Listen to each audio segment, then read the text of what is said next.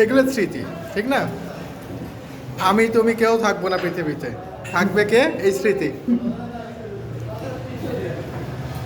নাকি ভাই ঠিক বলছে না? কেউ থাকবে? আপনি থাকবেন? না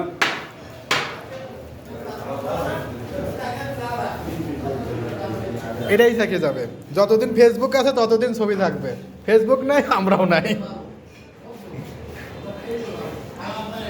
এখন আবার আইডি করে হ্যাক করতে কেন?